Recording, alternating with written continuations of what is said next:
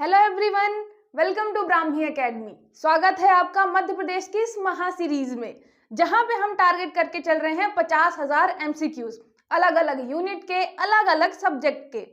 इसके साथ ही हमारा मेन जो टॉपिक है वो है मध्य प्रदेश। आप मुझे अगर पहले से फॉलो कर रहे हैं तो आपने देखा होगा कि मैंने हर एक वीडियो में मध्य प्रदेश के जो छोटी छोटी ट्रिक्स के माध्यम से आपको सारी चीजें याद करवाई हैं, और हम ये कंटिन्यू ऐसे ही रखेंगे। आपके एमपीपीएससी प्रीलिम्स के पेपर में अगर आप मेरे वीडियो से आपको थोड़ी सी भी मदद मिलती है तो मेरा काम सफल हो जाएगा। तो वीडियो को लास्ट तक जरूर देखिए और ज्यादा से ज्यादा लोगों को शेयर करिए। चलिए चालू करते हैं आज का लेक्चर।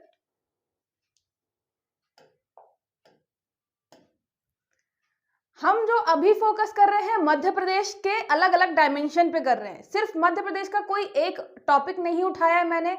आपको यहाँ पे कल्चर भी मिलेगा, कला और संस्कृति वाला पोर्शन, पॉलिटी भी मिलेगी, हिस्ट्री भी मिलेगी, करंट अफेयर भी मिलेगा। मैंने करंट के भी क्वेश्चन डाले हैं। पॉलिटी के जो क्वेश्चन डिटेल में आते हैं, राज्यपाल, मुख्यमंत्री, इनसे भी काफी डिटेल में क्वेश्चन उठाए हैं। तो आप बिल्कुल आराम से पूरा लास्ट तक देखें और देखें कि आपसे क्या बन रहा है क्या नहीं। अगर कुछ एक्स्ट्रा इन्फॉर्मेशन मैं देती हूँ तो उसे नोट कहीं पे जरूर करें, ताकि आप लास्ट टाइम पे उसको रिवाइज कर पाए और पूरा का पूरा वीडियो देखने की जरूरत ना पड़े।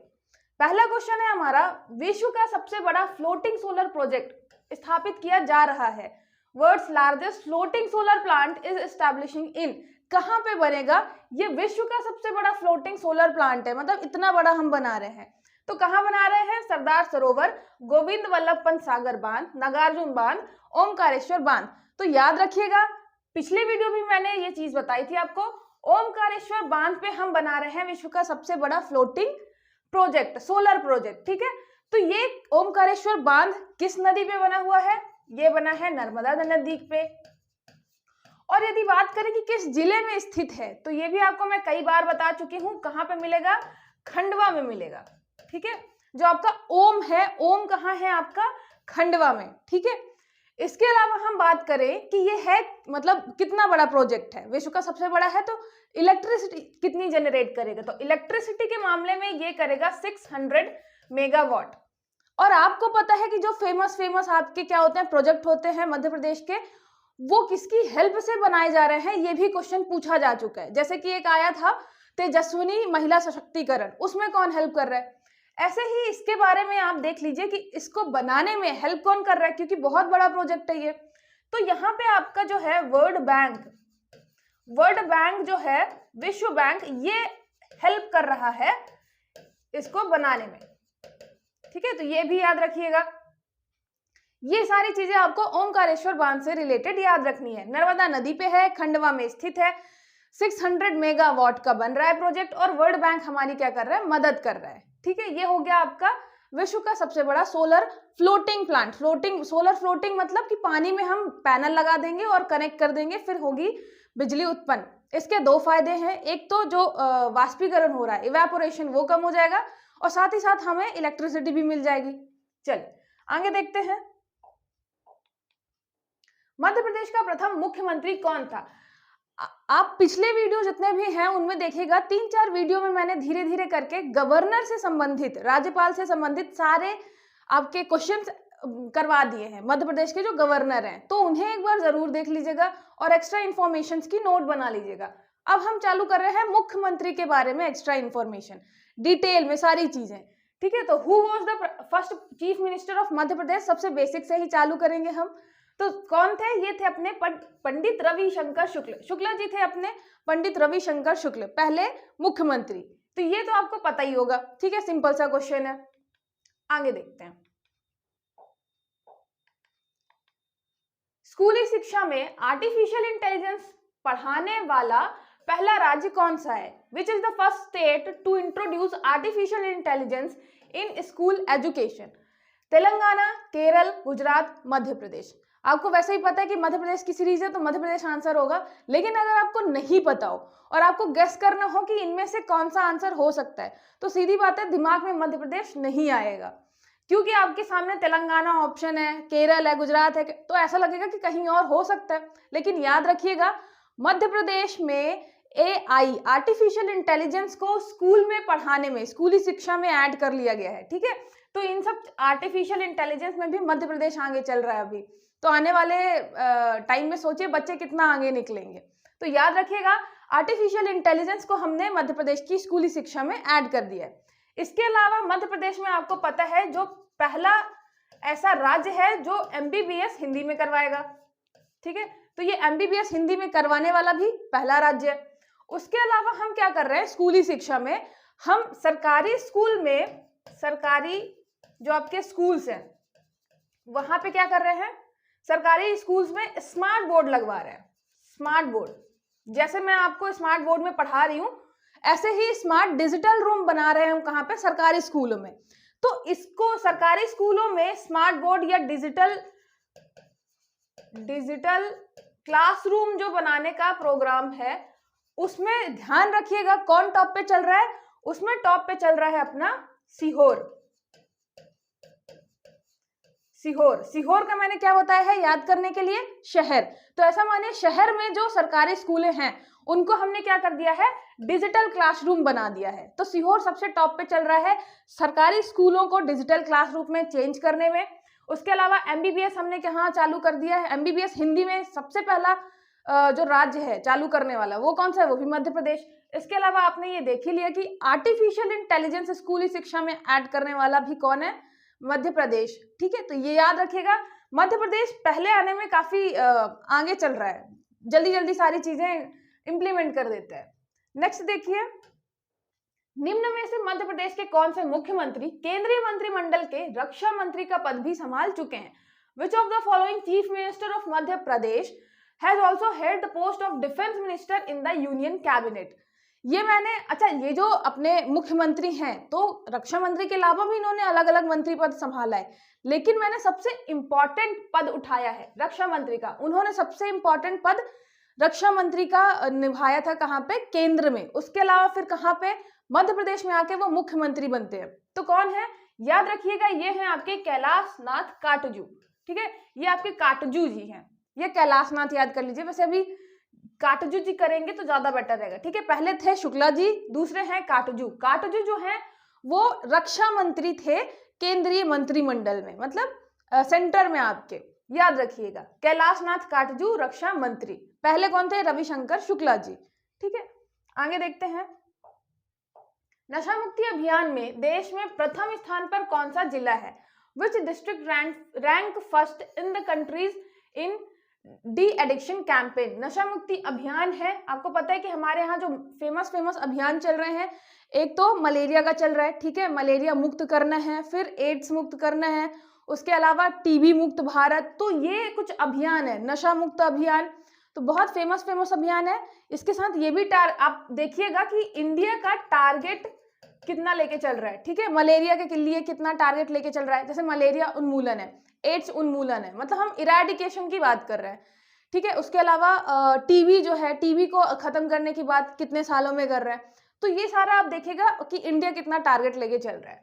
यहाँ पे हम बात कर रहे थे नशा मुक्ति अभियान में, याद रखिएगा इसमें टॉप पे चल रहा है आपका दतिया, मतलब आपके देश में सबसे जो आगे चल रहा है जिला वो है आपका दतिया। दतिया याद करने के लिए आप क्या हमेशा करते हैं, रिलेट दांत, ठीक है। हम दांत रिलेट करते हैं कि जो आपका दांत निकालते हुए घूम रहा है वो बता रहा है, मतलब नशा मुक्त हो गया। जो आप पर्सन याद कर रहे हैं, तो मान लीजिए कोई ऐसा पर्सन है जो नशा मुक्त हो गया है, तो अब क्या है, वो दांत निकालते घूम रहा है, उसे बहुत अच्छा लग रहा है कि अब मैं कोई भी नशा नहीं करता हूँ, ठीक है। तो कोई भी ऐसे इमेजिन कर लीजिए आदमी जो बहुत ज्यादा नशा करता हो, फिर वो नशा मुक्त हो जाए, तो फिर दांत निकालते हुए घूमे, तो एक इमेज बन जाएगी नशा मुक्त और दांत निकालने की, ठीक है। चलिए आगे देखते हैं, ये आपके करंट का क्वेश्चन था कि अभी कौन सा जिला जो है वो प्रथम आया है। निम्न में से मध्य प्रदेश के कौन से मुख्यमंत्री 1923 में स्वराज पार्टी की ओर से सभा के सदस्य चुने गए थे। Which of the following chief minister of Madhya Pradesh was elected member of the assembly from the Swaraj party इन 1923। आपको पता है कि जब 1920 में चालू हुआ था असहयोग आंदोलन और 1922 में गांधी जी ने वापस ले लिया, उसके बाद कोई आंदोलन नहीं चल रहा था, तो फिर जो CR दास जी थे, ठीक है, और मोतीलाल नेहरू जी ने, मोतीलाल नेहरू, इन दोनों ने मिलकर क्या बनाई, स्वराज पार्टी। ठीक है, स्वराज पार्टी 1923 में।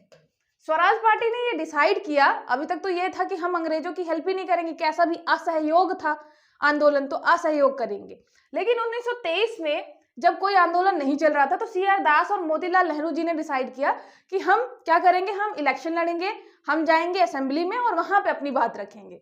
तो ये थी आपकी स्वराज पार्टी। 1923 में इलेक्शन जीतती भी है और बहुत सारे सदस्य असेंबली में जाते हैं।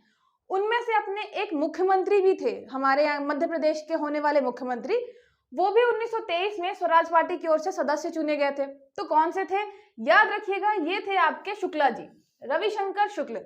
तो शुक्ला जी जो थे वो 1923 में स्वराज पार्टी की ओर से सदस्य चुने गए थे सदन में। ठीक है, ये याद रखना है। ये आपका हिस्ट्री का क्वेश्चन है कि सी आर दास और मोतीलाल नेहरू ने आपका स्वराज पार्टी की स्थापना कब की थी। जैसे ही असहयोग आंदोलन खत्म हुआ, कुछ चीज समझ में नहीं आ रही थी, तो फिर ये हुआ कि चलो आंदोलन चालू नहीं हो रहा तो हम सदन में जाके अपनी बात रखते हैं अंग्रेजों के सामने। ठीक है, और इन्हें कहीं हद तक सफलता भी मिली थी, ज्यादा बड़ी तो नहीं लेकिन छोटी छोटी सफलताएं भी मिली उस टाइम पे। तो याद रखिएगा, ये सारी चीजें आप हिस्ट्री में पढ़ेंगे। आगे देखते हैं, राष्ट्रीय कामधेनु ब्रीडिंग सेंटर की स्थापना कहाँ की जा रही है।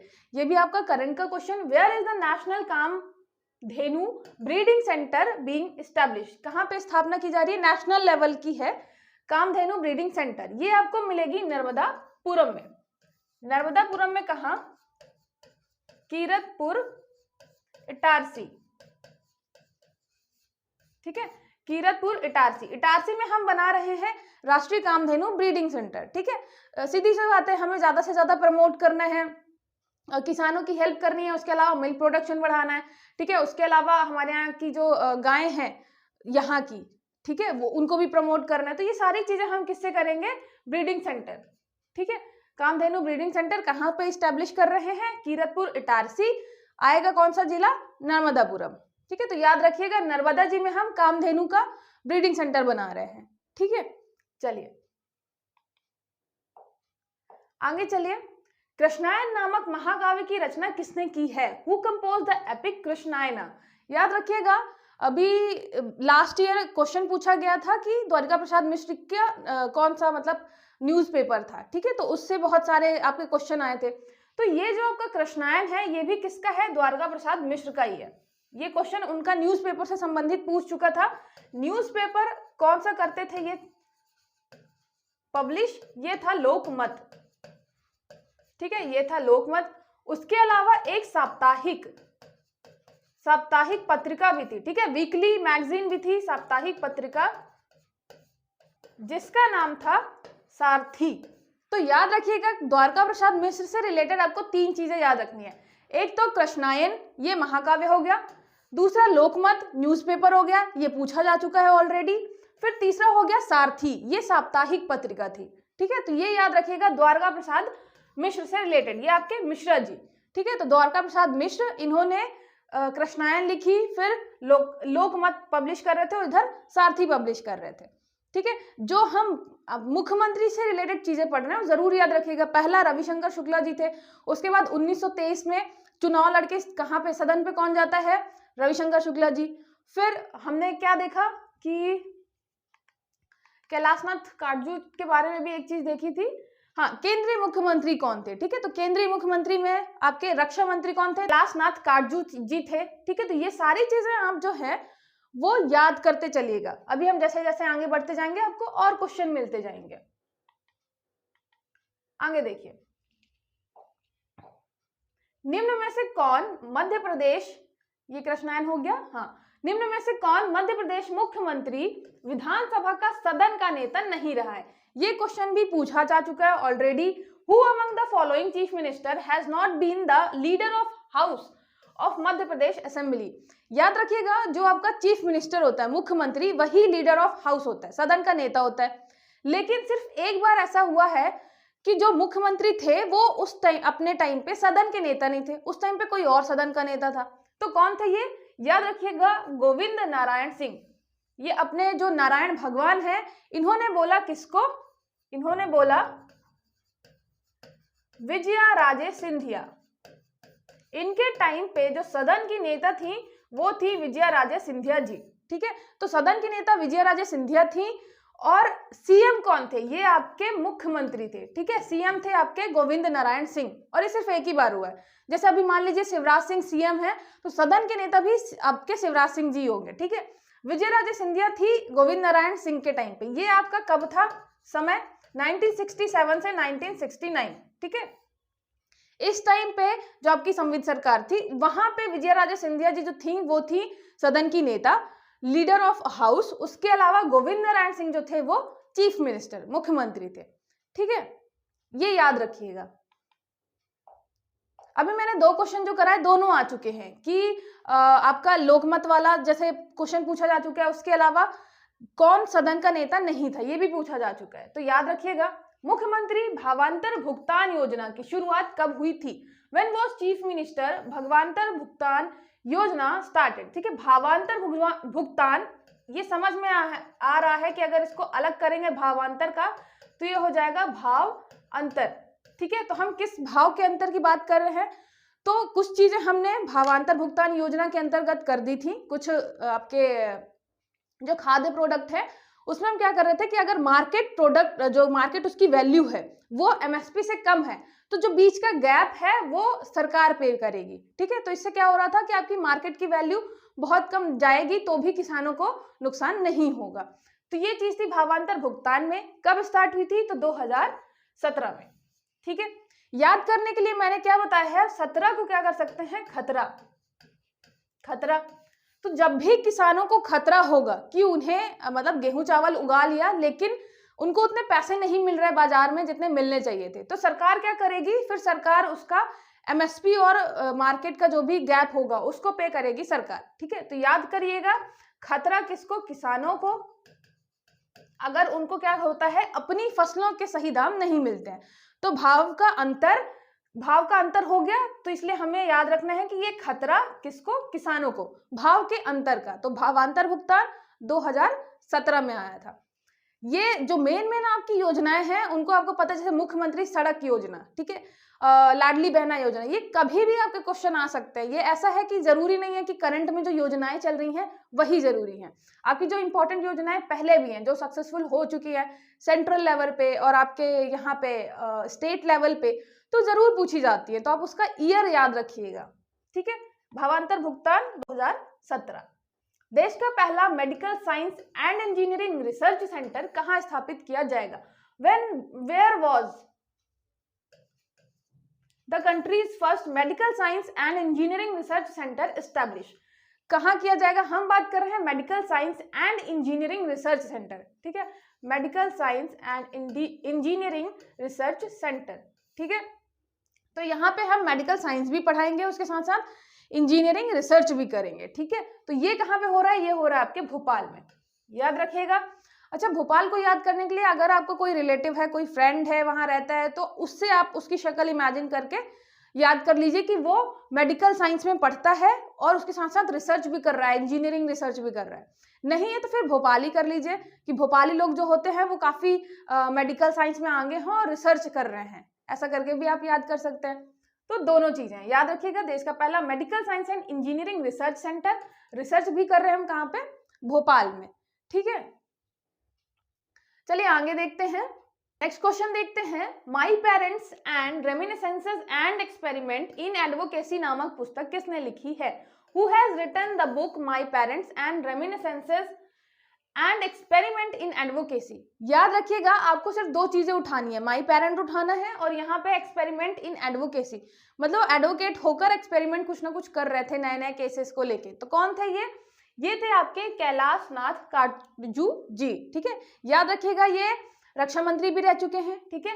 इसके अलावा इन्होंने जो बुक लिखी है ये मैंने आपको बता दिया, एक्सपेरिमेंट इन एडवोकेसी, मतलब एडवोकेट जो होता है कैसे कैसे एक्सपेरिमेंट कर रहा है, ऐसे उन्होंने अपने एक्सपेरिमेंट बताए हैं और अपने पेरेंट्स के बारे में बुक लिखी है। तो याद रखिएगा, बुक वगैरह पूछता है।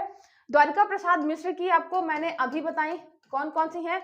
एक तो है लोकमत, ठीक है, उसके अलावा एक है कृष्णायन और एक है आपकी सारथी। ये चीजें आपने दिमाग में चलाते रहिएगा, लोकमत, कृष्णायन, सारथी, ये हो गई। और माय पेरेंट्स और एक्सपेरिमेंट कर रहे हैं एडवोकेसी में कौन? कैलाश नाथ काटजू जी, ठीक है। तो ये याद रखिएगा। चलिए आगे देखते हैं। मध्य प्रदेश के किस मुख्यमंत्री को आधुनिक युग का चाणक्य भी कहते हैं?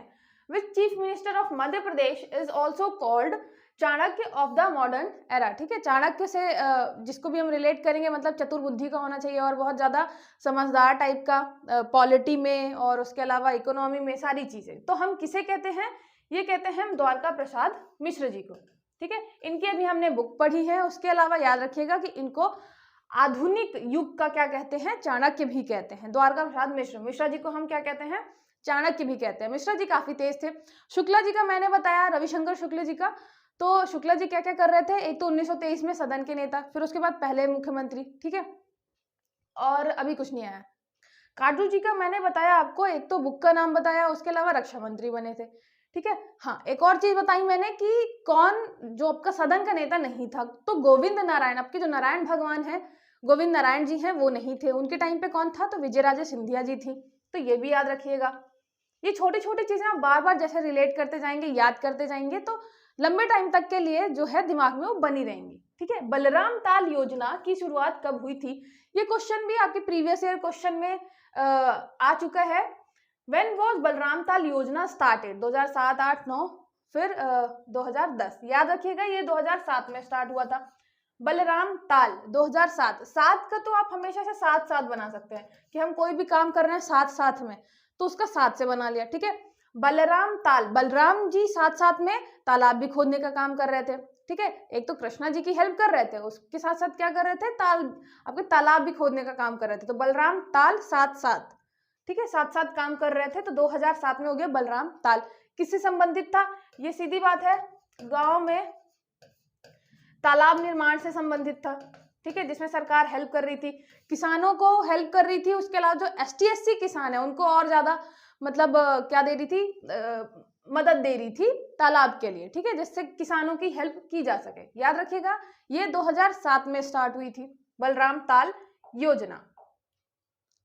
आगे देखते हैं, प्रधानमंत्री मातृ वंदना योजना के क्रियान्वयन में किस राज्य ने प्रथम स्थान प्राप्त किया है? Which state has secured the first position in the implementation of प्रधानमंत्री मातृ वंदना योजना? ये आपकी प्रधानमंत्री मातृ वंदना योजना काफी बड़ी योजना है सेंट्रल लेवल की, इसलिए मैंने ये क्वेश्चन यहाँ पे रखा है कि प्रथम स्थान किसने प्राप्त किया है? याद रखिएगा मध्य प्रदेश ने। हम इसमें कर क्या रहे हैं?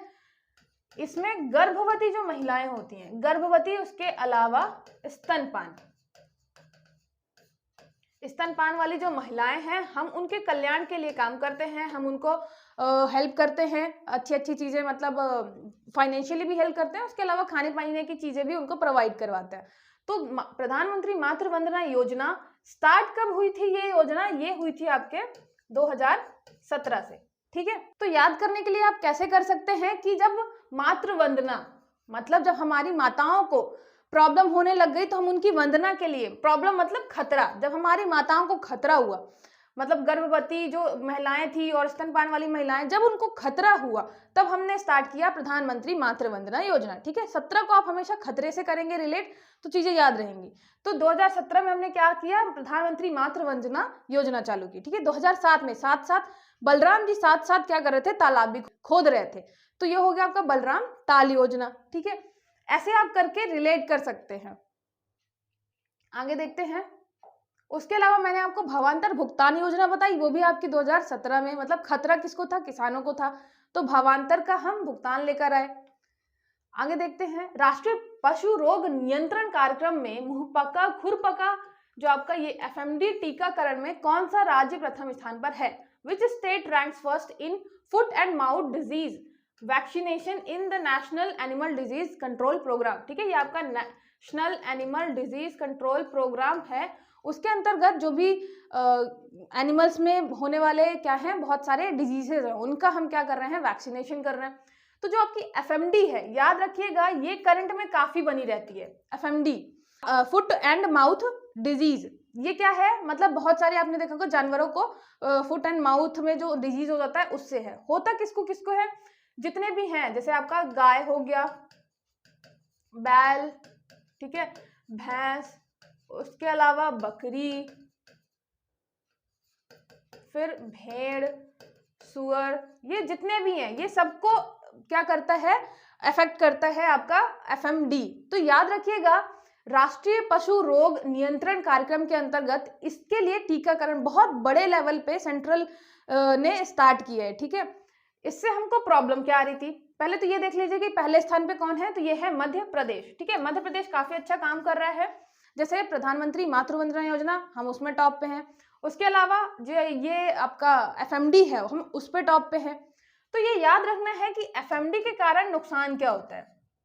एक टाइम पे करंट में बहुत ज्यादा चल रहा था, अलग अलग कंट्रीज को क्या था, मीट की जरूरत थी, तो वो हमारे यहाँ का मीट नहीं एक्सेप्ट कर रहे थे। मतलब मैं बात कर रही हूँ हमारे यहाँ से मीट एक्सपोर्ट करने की, तो वो हमारे यहाँ का मीट इसलिए नहीं ले रहे थे बड़े बड़े कंट्रीज, क्योंकि हमारे जो मैक्सिमम मतलब बहुत सारे ऐसे एनिमल्स हैं जिनको एफएमडी डिजीज है। ठीक है, तो इस रोग के कारण वो लोग कह रहे थे कि नहीं, आपके यहाँ जो जानवर हैं उनको रोग होता है, वो बहुत अच्छे तरीके से नहीं रखे जाते, साफ सुथरे तरीके से नहीं रखे जाते, तो हम उनका मीट मतलब वो इंपोर्ट नहीं करेंगे। तो हमें बहुत ज्यादा उसके कारण नुकसान हुआ था। तब मोदी जी ने ये डिसाइड किया कि हम इसके लिए कुछ बड़ा कार्यक्रम चलाएंगे। तो ये याद रखिएगा, इसलिए मैंने ये क्वेश्चन यहाँ पे रखा है। ये बहुत ज्यादा ऐसा मानिए कि बड़ा है वैक्सीनेशन प्रोग्राम जो हम किसके लिए चला रहे हैं, जानवरों के लिए चला रहे हैं।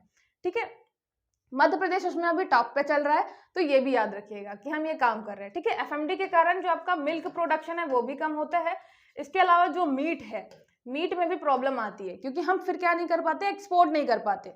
ठीक है, चलिए आगे देखते हैं।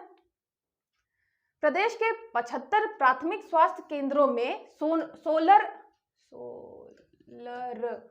पैनल कौन लगा रहा है? Who is installing solar panel in 75 primary health centre of the state? याद रखिएगा, ये क्वेश्चन मैंने क्यों रखा है, वर्ल्ड बैंक, यूएनडीपी, फिर आईएमएफ, यूनेस्को, ऐसा क्वेश्चन आ चुका है। मैंने आपको ऑलरेडी बताया जो मेन आपके होते हैं, अगर कोई बड़ा ऐसा जैसे यूनेस्को हो गया, यूएनडीपी हो गया, वर्ल्ड बैंक हो गया, अगर मध्य प्रदेश में वो हेल्प कर रहा है किसी भी प्रोजेक्ट में, तो उससे रिलेटेड क्वेश्चन आने की संभावना रहती है, क्योंकि लास्ट ईयर में मतलब पिछले सालों में प्रीवियस क्वेश्चंस में पूछा जा चुका है। तो याद रखिएगा, ये जो सोलर पैनल लगा रहा है हमारे यहाँ, कौन लगा रहा है? UNDP, united nation development programme. ठीक है, तो यूएनडीपी क्या करेगा, 75 हमारे मध्य प्रदेश के 75 प्राथमिक स्वास्थ्य केंद्रों में सोलर पैनल लगाएगा।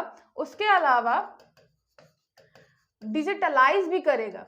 ठीक है, डिजिटलाइज भी करेगा, मतलब वहां पे जो आपका मॉनिटरिंग है, सिस्टम है, ये सारी चीजें वहां पे रखेगा। ठीक है, उसके अलावा ये क्या करेगा, इसने अभी चूज किया है कि ये इलेक्ट्रिक व्हीकल चार्जिंग स्टेशन भी बनाएगा। ठीक है, तो ये ऐसा नहीं है कि यूएनडीपी ने सिर्फ मध्य प्रदेश को चूज किया, उसने भारत के कुछ जिलों को चूज किया है, उसमें से एक हमारा मध्य प्रदेश भी है। तो मध्य प्रदेश में 75 प्राथमिक स्वास्थ्य केंद्र जो प्राइमरी आपका हेल्थ सेंटर है उसमें करेगा सोलर पैनल। उसके अलावा इलेक्ट्रिक व्हीकल चार्जिंग स्टेशन भी स्टैब्लिश करेगा। आपको पता है कि अभी हम बहुत बड़े लेवल पे क्या कर रहे हैं, इलेक्ट्रिक व्हीकल को सपोर्ट कर रहे हैं, तो उसके लिए चार्जिंग स्टेशन बनाने का काम भी कौन कर रहा है? यूएनडीपी। ठीक है, मैक्सिमम ये आपको कहाँ बनाए जाएंगे, तो ये इंदौर वाले एरिया में बनाए जाएंगे। ठीक है, तो ये इंदौर में बनाए जाएंगे। तो याद रखिएगा, यूएनडीपी जो है हेल्प कर रहा है प्राथमिक स्वास्थ्य केंद्रों में सोलर पैनल लगाने में और इलेक्ट्रिक व्हीकल चार्जिंग स्टेशन बनाने में। ठीक है, प्रीवियस ईयर के क्वेश्चन पेपर को उठाकर एनालाइज करके अच्छे से उसी टाइप के फिर आपके क्वेश्चंस बनाए हैं, जिससे कोई भी क्वेश्चन छूटे नहीं, उस किसी भी टाइप का जो प्रीवियस ईयर में पूछा जा चुका है पहले से। ठीक है, चलिए आगे देखते हैं। मध्य प्रदेश का पहला मेडिकल डिवाइस पार्क कहां बनाया जाएगा? Where will Madhya Pradesh first medical device park be build? कहां पे बनाया जाएगा? याद रखिएगा, ये बनेगा उज्जैन में। ठीक है, उज्जैन याद करने के लिए मैंने आपको बताया है कि आप जैन से याद करेंगे, जैन गुरु से। ठीक है, तो जो जैन गुरु हैं आपके, वो क्या कर रहे हैं? मेडिकल डिवाइस पार्क बना रहे हैं, मेडिकल के लिए डिवाइस बना रहे हैं। मेडिकल डिवाइस पार्क मतलब यहाँ पे मेडिकल की डिवाइसेस बनाई जाएंगी, उसके अलावा इम्प्लांट्स बनाए जाएंगे, जितनी भी सारी चीजें हैं मेडिकल की, तो वो बनाई जाएंगी। तो याद रखिएगा, जैन गुरु जो है वो बहुत अच्छे काम करते हैं, तो वो आप किसके लिए काम कर रहे हैं? मेडिकल डिवाइस के लिए काम कर रहे हैं, कि जैसे बहुत ज्यादा मेडिकल डिवाइस हमें क्या ना करनी पड़े, इंपोर्ट आयात ना करनी पड़े। अभी हम मैक्सिमम आप जो जितने भी मशीनें देखते हैं बड़े बड़े हॉस्पिटल्स में, वो हम इंपोर्ट करते हैं, बाहर से मंगाते हैं, तो हमें बहुत ज्यादा महंगी पड़ती है। तो इसलिए हम क्या कर रहे हैं, धीरे धीरे अपने यहाँ भारत में ही स्टैब्लिश कर रहे हैं अलग अलग मेडिकल डिवाइस पार्क, जिससे मैक्सिमम चीजें हम अपने यहाँ ही बना लें। ठीक है, तो याद रखिएगा ये जैन आपका उज्जैन हो गया मेडिकल डिवाइस पार्क। चलिए आगे देखते हैं, किस मुख्यमंत्री के शासनकाल में मध्य प्रदेश में दूसरी बार राष्ट्रपति शासन लगाया गया था? During the period of which chief minister president's rule was imposed for the second time in Madhya Pradesh. याद रखिएगा मध्य प्रदेश में आपके 3 बार लगा हुआ है प्रेसिडेंट रूल। ठीक है, राष्ट्रपति शासन 3 बार में से 2 बार तो लगा है किसके टाइम पे? सुंदरलाल पटवा। बहुत सुंदर थे लेकिन क्या हो जाता था, पट जाते थे। ठीक है, तो याद रखिएगा कि सुंदर जी जो थे, सुंदर जी के टाइम पे 2 बार प्रेसिडेंट शासन लगा हुआ है, प्रेसिडेंट रूल लगा है, सुंदरलाल पटवा। ठीक है, टोटल 3 बार लगा है। आगे देखते हैं, national institute of mental health and research की स्थापना कहाँ की जा रही है? Where is the national institute of mental health and research being establish? हम बात कर रहे हैं यहाँ पे मेंटल हेल्थ की। ठीक है, आपको पता है आजकल मेंटल हेल्थ की प्रॉब्लम बहुत ज्यादा आ रही है, तो हम मेंटल हेल्थ और रिसर्च इंस्टीट्यूट बना रहे हैं नेशनल लेवल का। कहाँ पे? तो याद रखिएगा ये बन रहा है आपके सीहोर में। ठीक है, सीहोर मतलब शहर, रिलेट करने के लिए आप क्या लिखेंगे इसको? शहर। मतलब शहर में आजकल जो लोग हैं उनको मेंटल जो प्रॉब्लम है वो ज्यादा आ रही है। दिन भर काम करते हैं, घर में आके सो जाते हैं, ज्यादा से ज्यादा फोन यूज करते हैं, और आजकल की जो मूवीज हैं या वेब सीरीज हैं वो ऐसी बन रही है थोड़ा वायलेंट टाइप की, तो दिमाग जो शांत नहीं रहता। इसलिए जो शहर वाले हैं, शहर वालों को मेंटल पीस नहीं मिलता। इसलिए हम क्या कर रहे हैं, हमने एस्टैब्लिश किया है मेंटल हेल्थ के लिए एक रिसर्च इंस्टीट्यूट, जो कहाँ पे कर रहे हैं? शहर में, मतलब सीहोर में। रिलेट जो हम कर रहे हैं ना, ये मत भूल जाएगा कि शहर हम रिलेट किससे कर रहे थे। ठीक है, नहीं तो मेन अपना जो मुद्दा है याद करने का वही खराब हो जाएगा कि शहर याद ही नहीं आ रहा, हम सीहोर से कर रहे थे। तो जब भी आप कुछ भी बनाए सीहोर का, तो शहर से बनाएं, जिससे वो तुरंत क्लिक कर जाए कि हाँ हम सीहोर की बात कर रहे हैं। ठीक है, तो शहर में मेंटल पीस नहीं है, इसलिए हम मेंटल हेल्थ के लिए काम कर रहे हैं, शहर मतलब सीहोर में। ठीक है, चलिए आगे देखते हैं।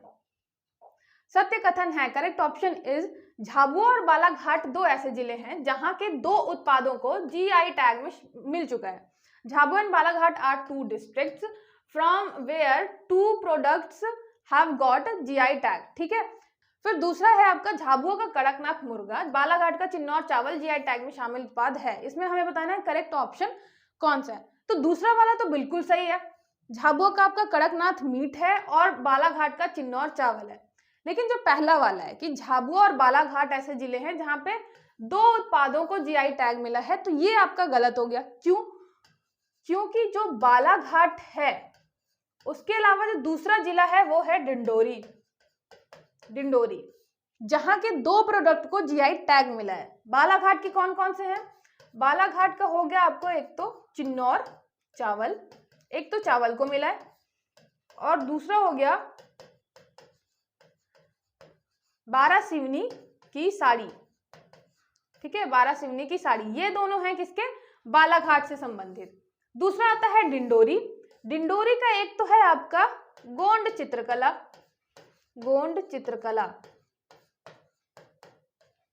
और दूसरा आपको मिलेगा गोंड चित्रकला के अलावा दूसरा क्या मिलेगा? ये मिलेगा आपको लौह शिल्प। ठीक है, लौह शिल्प। ये आपके 2 प्रोडक्ट हो गए, 2 जिले ऐसे हो गए जहां के 2 प्रोडक्ट को जीआई टैग मिला है। झाबुआ का सिर्फ एक ही है, कड़कनाथ मुर्गा। तो पहला वाला आपका गलत हो गया, दूसरा वाला सही हो गया। तो हमें सत्य कथन बताना है, तो ये क्या है आपका? केवल 2। ठीक है, तो ये याद रखिएगा। अच्छा, ये भी याद रखिएगा, मैंने एक जीआई टैग का बहुत अच्छा वीडियो, बहुत कम टाइम में आपको सारी की सारे जीआई टैग याद हो जाएंगे ट्रिक के माध्यम से। ठीक है, तो वो जरूर देख लीजिएगा, क्योंकि अभी जो जीआई टैग की लिस्ट है वो थोड़ा और लंबी हो चुकी है। इस बार 5 से 6 आपके जीआई टैग एक्स्ट्रा ऐड हुए हैं। तो याद रखिएगा कि आपको सारे के सारे पता होने चाहिए, तो जरूर उसको एक बार उस वीडियो को जाके देख लीजिएगा, जिससे सारी कंफ्यूजन आपकी दूर हो जाए और सारे के सारे जीआई टैग याद हो जाएं उसके लोकेशन के साथ। ठीक है, वो भी ट्रिक के माध्यम से। चलिए आगे देखते हैं। प्रदेश का पहला संविधान पार्क कहां बनने जा रहा है? Where is state's first constitution park be build, ठीक है, इंदौर, देवास, उज्जैन, धार। तो हम संविधान पार्क बना रहे हैं, कहाँ पे बना रहे हैं, ये बनाएंगे हम देवास में। याद रखिएगा, जहां देवों का वास है, मतलब संविधान में क्या है, संविधान हमारा इतनी बड़ी, मतलब हम मानते हैं ना संविधान को, तो क्या है यहाँ पे, संविधान में देवों का वास है, तो ये हो गया आपका देवास। ये देवों का वास मतलब मैं देवास से रिलेट करने के लिए कह रही हूँ। तो संविधान जो है वहाँ हमारे संविधान में देवों का वास है, क्योंकि हमने काफी मतलब क्या बोलेंगे, मन से बनाया है संविधान, ठीक है। तो ये हमारा देवों का वास है किसमें, संविधान में। तो याद रखिएगा, संविधान पार्क हम बना रहे हैं देवास में, मेडिकल डिवाइस पार्क हम बना रहे हैं उज्जैन में। जैन लोग जो थे वो मेडिकल डिवाइस बनाने में हेल्प कर रहे हैं, ठीक है। तो ये याद रखिएगा। जो भी अपना पहला पहला है, मध्य प्रदेश में अभी पहला पहला बना रहा है, सोलर फ्लोटिंग प्लांट जो है वो बना रहे हैं ओमकारेश्वर में। तो पहला पहला सारी चीजें आप जरूर याद रखिएगा। चलिए आगे देखते हैं, ठीक है। आज के लिए बस इतना ही, जितनी चीजें मैं करवा रही हूँ अभी, जैसे मुख्यमंत्री के हमने 3-4 क्वेश्चन इंपॉर्टेंट किए हैं। कौन सा पहला मुख्यमंत्री, फिर बुक में हमने बताई है कैलाशनाथ काटजू जी की, और उसके अलावा आपके द्वारका प्रसाद मिश्र जी की, फिर कौन 1923 में स्वराज पार्टी की तरफ से सदन में गया था। तो ये सारी चीजें आप क्या करेंगे, अपने दिमाग में 1-2 बार चला लेंगे, जिससे वो बिल्कुल परमानेंट हो जाए वहां पे, ठीक है। भूलने का तो चांस ही नहीं रहे कोई। और इसके आगे हम और देखते जाएंगे, जितने भी मुख्यमंत्री वाले क्वेश्चन बचे हैं वो और मैं आपको लेकर आऊंगी, तो आपको सारी चीजें याद हो जाएंगी, ठीक है। चलिए मिलते हैं फिर नेक्स्ट लेक्चर में, और ज्यादा से ज्यादा लोगों को शेयर करिए, सब्सक्राइब करवाइए, ठीक है, जिससे मेरा मोटिवेशन और ज्यादा बढ़े। लाइक करिए, कोई भी डाउट है तो कमेंट करिए। मिलते हैं फिर नेक्स्ट लेक्चर में, तब तक के लिए ऑल द बेस्ट।